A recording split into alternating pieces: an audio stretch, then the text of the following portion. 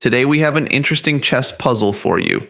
In this position, white is to move. Take a moment to study the board, and if you'd like, pause the video and try to find the best move on your own before I reveal the solution. And if you enjoy daily chess puzzles and want to sharpen your tactical skills, don't forget to like the video and subscribe to the channel for a new chess challenge every day.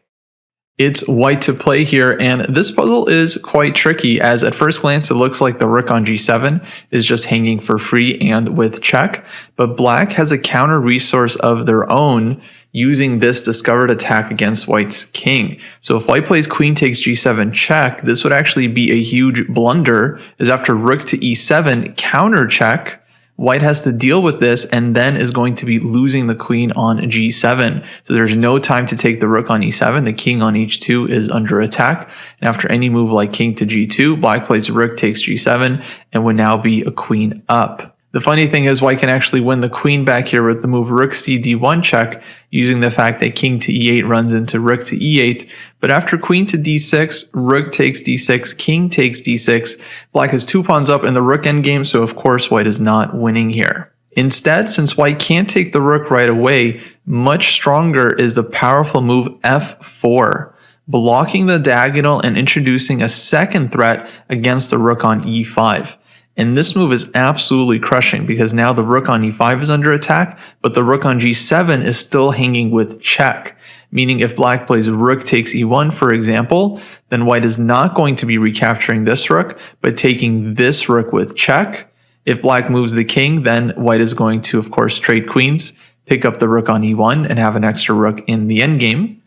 But more importantly, if black were to try to block with the rook after rook to e7, white is going rook to d1 check, and here black's king is simply getting mated. For example, king to e6, queen g6 is mate on the board.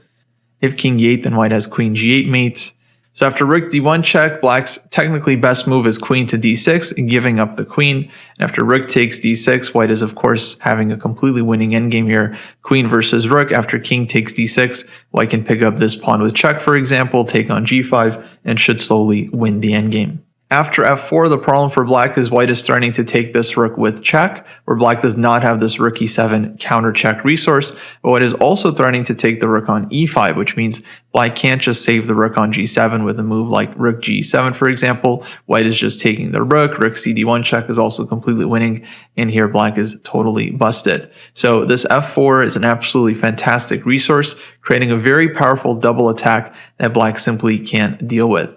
Another possible line here is rook to e2 check, hoping to open up the queen against white's king, but this one simply doesn't work out. After rook takes e2, queen takes f4 check, king g2, black's queen has no more useful checks, and black can take the rook on c1, but this rook on g7 is again hanging with check, and white would be completely winning. So after f4, the key line is, like we mentioned, rook takes e1, queen takes g7 check, allowing the rook to come back with rook to e7, but seeing that after rook to d1 check, white's queen and rook are going to be finishing the job against the exposed black king.